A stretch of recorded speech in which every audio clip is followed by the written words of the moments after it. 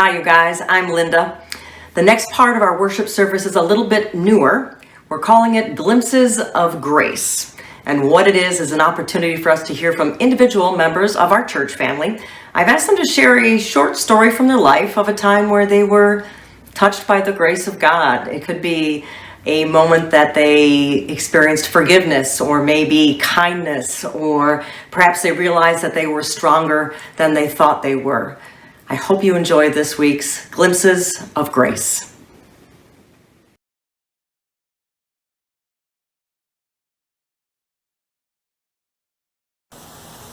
Good morning. My name is Mike Steklac. My wife Teresa and I have been members of this church since we came to Chelsea in 2004. Over 10 years ago, I was in a very dark time in my life. I believed that I had nothing to contribute to my family and community, and that I had been abandoned by God. Before I acted to end my life, I got help and was hospitalized with severe depression. I have not widely shared my story due to the stigma that comes with mental illness. I've decided to tell my story now to help end that stigma and to speak about the grace that I have been blessed with along my spiritual journey. It would have been very easy for me to stop going to church, but I knew that if I was to reconnect with God and feel the Holy Spirit again, it was more likely than not to happen in church. Without many of you knowing it, I have received grace from so many in my church family and my own family who serve as witnesses for Christ and His love. This has been crucial in improving my relationship with God and growing in Christian faith. When I was released from the hospital, Pastor Joy was one of the first persons I told about my illness and how I felt estranged from God. Over the years, Joy has been there with words of encouragement and messages of hope for me and others affected by mental illness. Sometimes grace can come from an unexpected act of kindness and inspiration. Months after my hospitalization, I received an anonymous Christmas gift from someone in our congregation. I received this sweatshirt that I'm wearing and a book of devotions. And it came with this note. December 24, 2009. I do not know your name. I only know that you are part of my church family, and that is enough. Though you may think the sweatshirt an odd gift, it has great symbolism for me. Many around here question everything about Appalachian State, and even more so, they counted them defeated before the game even began. Yet, you know as well as I do that when the final buzzer sounded in the big house, perseverance had toppled the giant. Victory came to the one who never counted themselves out, but moved forward one play at a time. The same could be said of David, who leaned solely on God and attained his victories accordingly. When he agreed to face Goliath, it was thought that it would surely be the challenge that he would not surmount. But he did.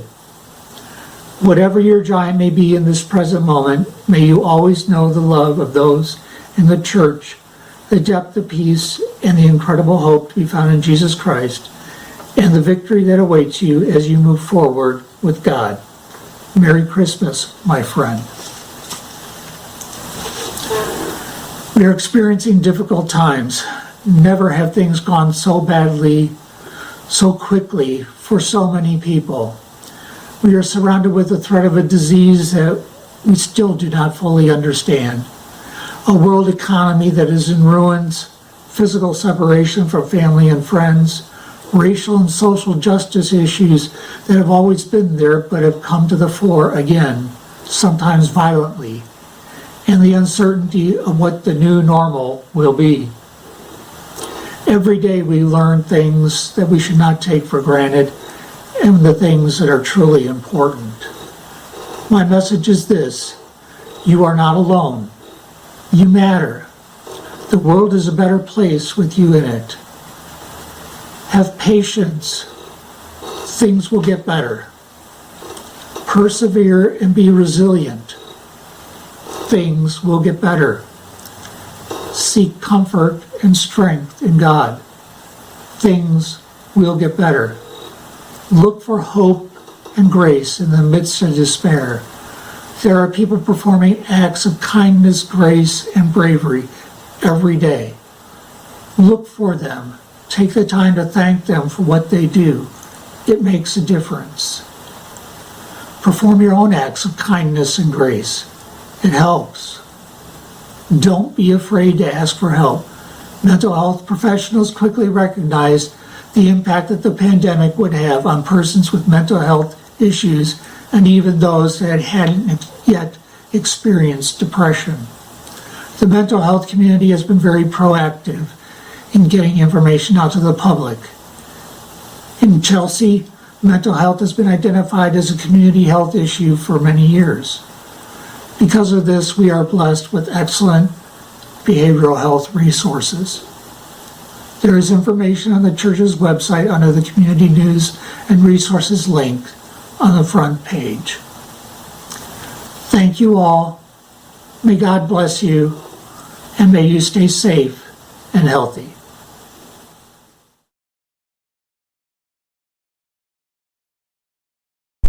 Hi, my name is Emily, and I live in Chelsea. Growing up, I was the only Asian kid in my grade for years and years. I didn't enjoy looking different from the other girls. I got a lot of comments on the shape of my eyes and the shape of my nose. One day in middle school, I was walking with a friend of mine in the mall. My friend was not Asian, but from a different racial minority, and she had large, round, beautiful eyes. A group of kids passed us and started pointing and laughing at me. They used their fingers to slant up the sides of their eyes, and they made Bruce Lee-style karate noises and other Asian gibberish sounds. This was not the first time that a group of kids that looked like them had targeted me in public. So even though it's been 35 years, I'm still ashamed at what came out of my mouth next. I said to my friend, "This makes me want to believe all the stereotypes about them." God stopped that hatred from growing in my heart by using my friend. She didn't judge me. She didn't call me a racist, but very gently, she scolded me. She said, "Emily, you know better. You have no idea what kind of education these kids have had. You don't know what their home life is like, but you've had an excellent education, and you have a great home life, so you know better."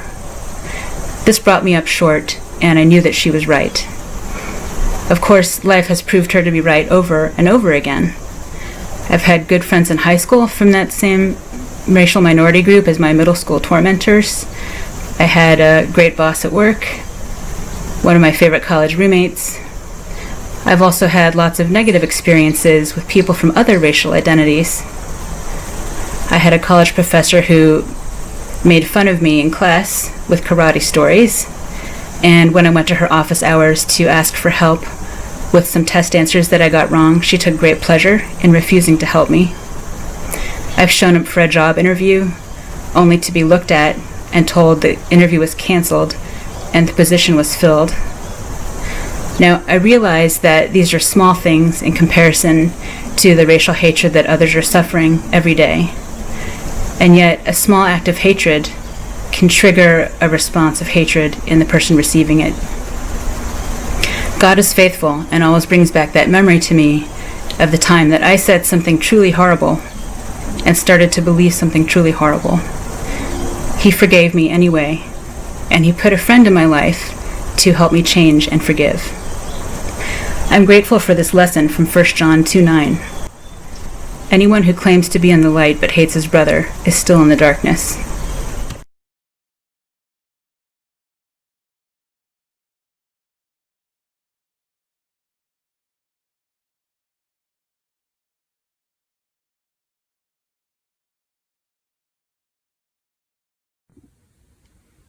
Good morning. It's nice to have you here on this blessed Sunday.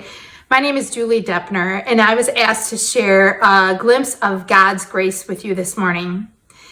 We often use Joel Osteen's term, favor of God in our house. Sometimes in a more lighthearted manner, like when a front row spot opens up in a crowded parking lot. A favor of God spot, we call that.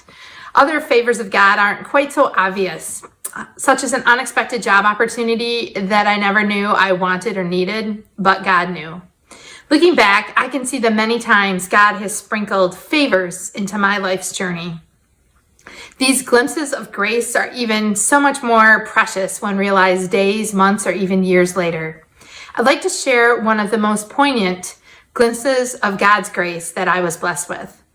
It was February 2002, and I had recently lost my 3.5-month-old son just a few months earlier. He passed away unexpectedly at his daycare from sudden infant death syndrome. I was working as the assistant principal at Chelsea High School, and a wonderful young man and a National Honor Society officer, Joel, asked me to be the guest speaker at the National Honor Society induction ceremony. My loss was recent, and I still felt raw. I just didn't think that I had the courage to stand up and speak in front of a large audience. Joel encouraged me and insisted that I would do a great job, and would I please do this for him? What did this 17-year-old boy know about courage? Through many tears and a lot of support, I found the courage to speak about my loss and journey of survival at the ceremony. When my speech concluded, the audience stood to applaud my efforts, and as I turned around to return to my seat, still a bit distraught, Joel stood from his seat on the stage and met me at the podium with open arms and a huge hug, congratulating me and telling me how proud he was. How many high school senior boys have the courage and confidence to not only offer support and encouragement, but to hug their assistant principal on a stage in front of their peers? Not many. Then again, Joel was one of a kind.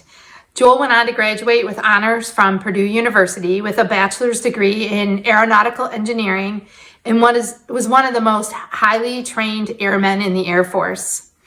8 years after I gave that speech, Joel's parents made a similar request. Could I please summon the courage once again to speak about the loss of a young boy? A young man, really. Their beautiful son, Air Force Captain Joel Gentz, was killed in action while on a rescue mission in Afghanistan. I hadn't spoken publicly about my own son's death since that National Honor Society speech several years prior. And I didn't know if I would find the courage again to do so. Yet I was blessed to share with hundreds of mourners about the kind of young man that Joel Gentz was, about all of his high school academic and athletic accomplishments, about his amazing leadership skills and his caring, outgoing personality. Another favor of God was this gift that God sent to me in the form of a teenage boy 8 years prior on that auditorium stage. This glimpse of grace was the gift to carry on when life gets hard, the gift of courage.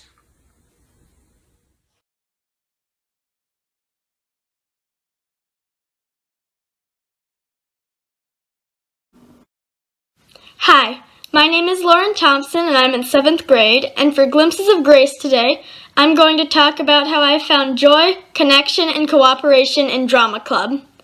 I hadn't tried drama before, but I'd gone to a lot of plays with my parents and I thought it looked like fun. So I was only going to do a little bit, like sign up for something that only had a few lines or no lines at all. But then I decided to sign up for more and more until I signed up to maybe audition as the lead. By doing drama, I met a lot of new people and friends, and we had a lot of fun in addition to working on the play. One of the fun things we did in drama was karaoke. After the 6th grade performance, we stood on the stage in our costumes, singing and dancing and performing Disney songs for the kids who were getting on the bus after school. Another fun thing we did at drama was running around hugging teachers after the 6th grade performance. We were all still in our costumes, running around in this big group, going just hugging every teacher we saw. And we were all really excited, and we were having a lot of fun, and we had a lot of energy. We also found the stuffed animal of Big Bird, and we found him in the costume cage. He was from some other production. But we hung him up above the stage so that we could let him down during the performance, but our director told us that was not a good idea, so we just let him down during practice. We also found a bucket of animal noses made out of rubber, and we tried all of them on and took lots of pictures. We also ran around the school pretending to be horses, and so we galloped all around and said hi to all of the other clubs like math club. So that was how I found connection and joy during drama club. Now, it might sound like we just had a lot of fun, which, I mean, we did have a lot of fun, but we also used cooperation because everyone used their strengths to help put on the production. Like, some people were really good at using tools, so they built all of the sets and, like, backgrounds. And another person was really good at art, so she designed a lot of the props and helped paint them. The dancers were able to choreograph their own dances, which was really good because they had a lot of dances, so they didn't need any adults helping them. And during the performance, we all worked together to help each other come on at the right time and change scenes at the right time, so our directors could sit in the audience and didn't need to be backstage. So that was how I found joy, cooperation, and connection by trying something new.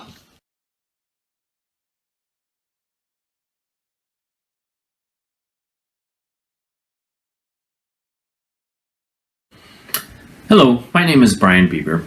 I'm married to Kristen and we have 3 school-aged children, and thank you for this opportunity to share glimpses of grace that I've seen in my life. And also thank you for the opportunity to put on some regular clothes and comb my hair for the first time since quarantine. So when I was offered this opportunity, the first thing that came to mind was a really catastrophic shift in my faith that occurred about 4 years ago. Now, I grew up in a very conservative Christian church, and what I learned at a young age from that church was that the goal of faith was to be as certain as one could possibly be. So I invested all this time and energy to have all the right answers to the right questions, to not ask the wrong questions, and to not allow any doubt to creep into my life. Now, as a kid who was pretty sensitive and also really interested in science, unfortunately, a lot of questions still bubbled up to the surface.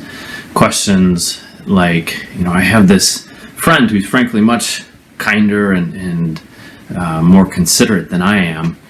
Are they really going to be condemned to hell for eternity? Is the earth really only 10,000 years old, despite all this evidence that the science that I'm interested in offers me? And women, why exactly can't they preach? That doesn't make any sense. And we seem to spend all this time and energy and effort to determine who isn't allowed in the church, despite saying that we serve this God who's loving and wants to have a relationship with everyone. I also had this favorite coworker of mine. Can they really not have a relationship with Jesus because of their sexual orientation? Now, through young adulthood and even 10 years in leading a high school youth group, I managed to repress these inconvenient questions, so to speak.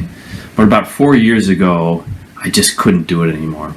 The leadership at the church I was in asked me to teach some curriculum that I just knew was not scientifically valid and was potentially really detrimental to these young people that I really cared for. And when I raised these questions with church leadership, it became immediately clear that I was no longer welcome to be the youth leader, and beyond that even, my family and I were no longer welcome to worship at that church. I was devastated.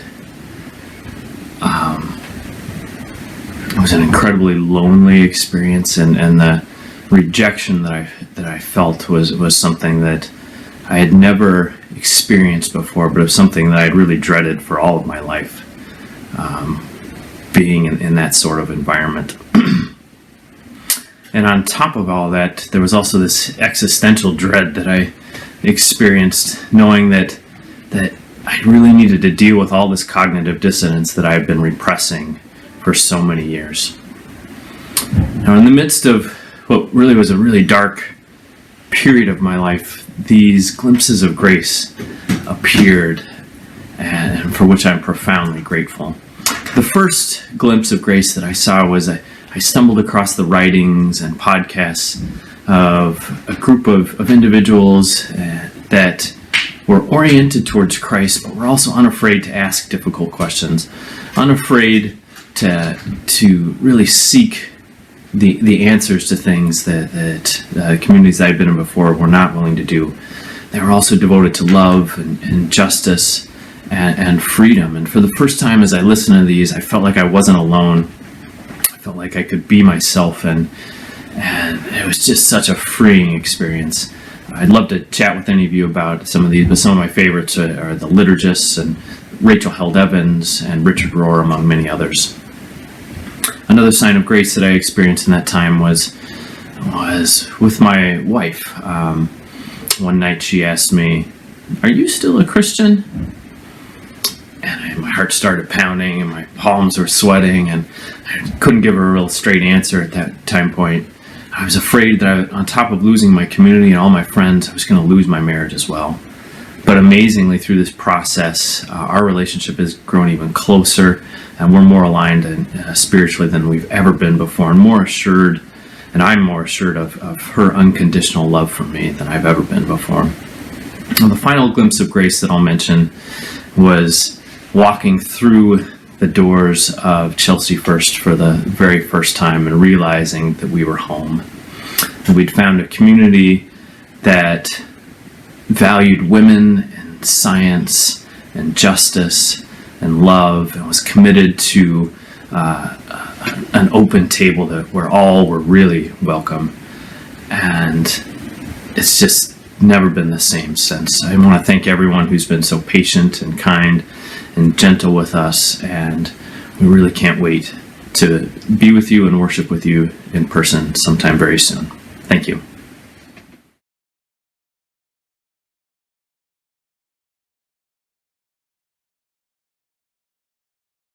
Good morning. My name is Janeil Martin-Conners, and I'm here to share my glimpses of grace. My story begins in 1995 when I lived in Indiana, and I was married to a wonderful man of 17 years, and we had 2 beautiful teenage daughters.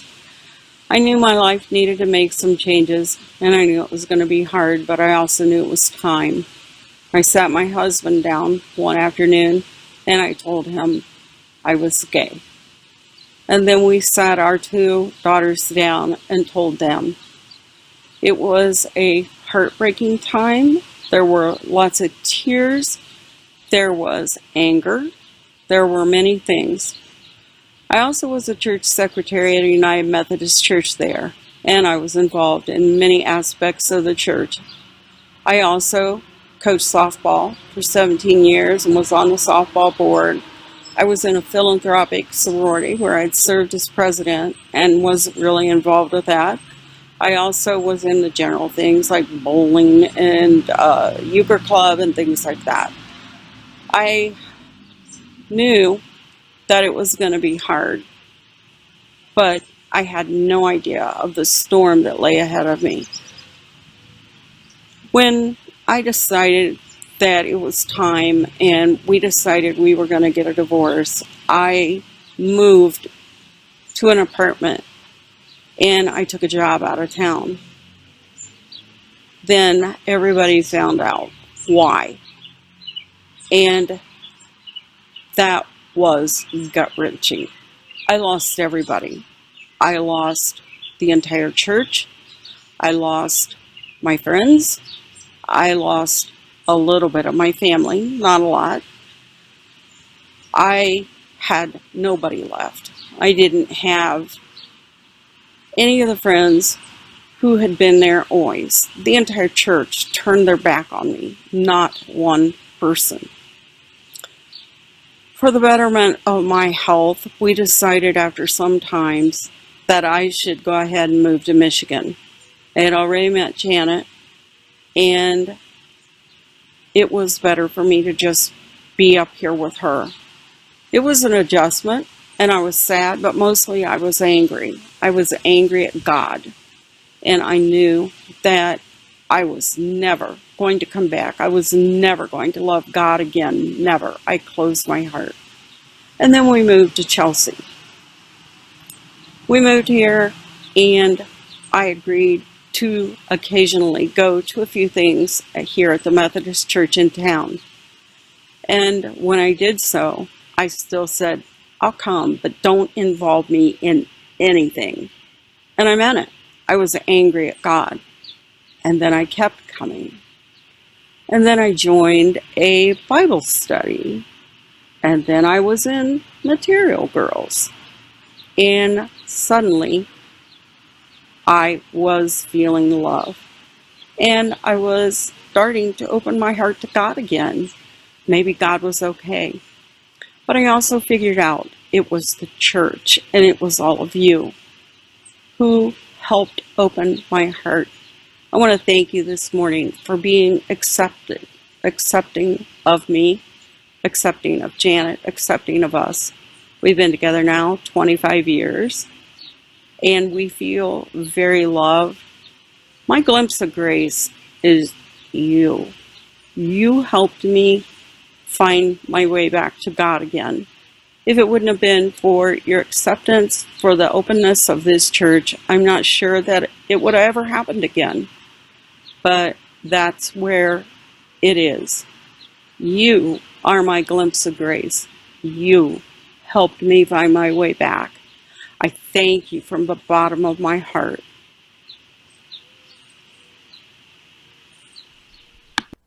Thank you, Janeil, for your glimpses of grace.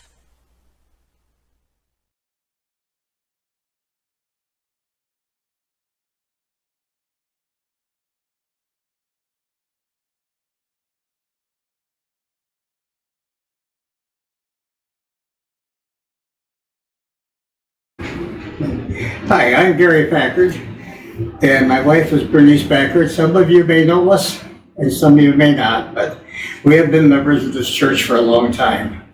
I came to Chelsea at the age of 6, and we lived right across from the school. And the school was on East Street. It was K through 12, one building. I give you a little background of what's happening back in the 50s. That we were always, as a group, always doing things together from elementary grades through high school. And with the people in the town all knew us and everybody else. But what the main thing is, back in the 50s, we moved from Ann Arbor, where my dad was preparing to go to battle in World War II, and he wanted us in a safe place. But to tell us the background of that, of the high school, is we did things together. And no matter what, we did, it was called group dating back then. And we did a lot of things, and no matter who you were, or what nationality you were, or what color you were, or whatever, we always did stuff together. And we had a great time, and we enjoy it because we could go skating, we could go ice skating, we could go bowling, we could do a lot of things. And we even had a movie theater in Chelsea. We would go as a group. And one of our members of one of our classes, my wife's class of 57, there was at 56, there was we had a black boy in the class, and Johnny was a good friend of all of ours, and we as a group decided what is good for one is good for all. So one day we decided to go to the roller rink in Chelsea, and we did, yes, have a roller rink in Chelsea. That was before I-94 went through. And so we got in a group, and there was a bunch of us got in our cars, we drove out to the roller rink and decided to go in. And because of Johnny's color, the owner would not let him in. So we, as a group, decided not to go in either. If none of us could go in, if one of us can't go in, none of us could go in. And it was my first very experience of having a sense of protest, of which I never even realized that happened then. So while we were outside, one of the members of our group went into the rink and said Jim would put Johnny in. So the rest of them that were inside came out. Well, it was all settled after a while. It was a mild protest. It was the first time I ever thought of a protest, you know. And we just, like I said, we lived in a community that what was good for one was good for all, and we got along. It didn't matter what your race, your color, your state in life, but that's just how we were raised in a small community. Thank you.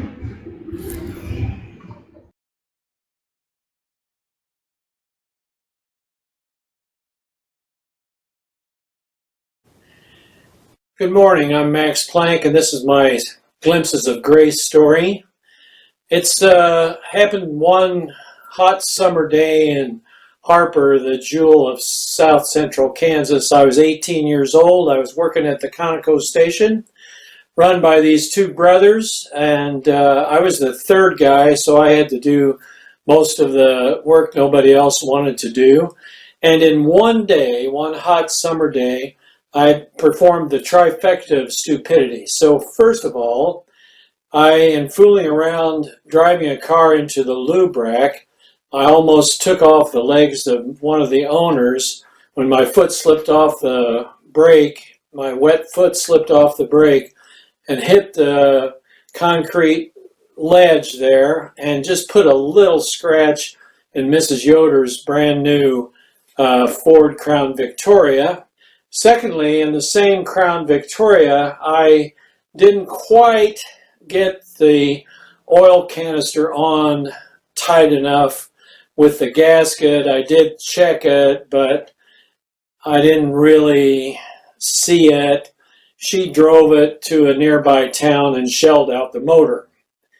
And third, my bosses let me take the tow truck home that night for some reason that I don't understand. I hardly ever did that. And I, being 18 years old, took the tow truck out on a drive around town with some of my friends, two of my friends, and one of them accidentally engaged the winch that would bring a car up lift a car up, and we were driving around town, and wham! The winch broke off the gin poles, and the latch on the winch put a big dent in the back of the cab of the old Chevy truck. Probably would have killed my friend if it had come through the window, but it didn't. So the next morning, pretty sure that after that day, I was going to be fired, or at least have to pay for the gin poles that were broken, or Mrs. Yoder's motor. I drove the truck up and parked it by the road, by the street. Now, keep in mind that this is a story about Kansas, and this is a story about men. So I walk up, the Lechner brothers are there, and they say, well, what happened to the gin poles? So I tell them, I was driving around town, my friend accidentally engaged it, da-da-da-da-da. I was sure that I was going to get fired. But, for whatever reason, whether it was forgiveness, which I think it was, although nothing was ever said, because this is men after all, life went on. I didn't have to pay for anything. I worked the rest of the summer. They hired me back another summer. And I've never forgotten that my stupidity resulted in my bosses saying, if not saying, acting out forgiveness for an 18-year-old kid who didn't know any better.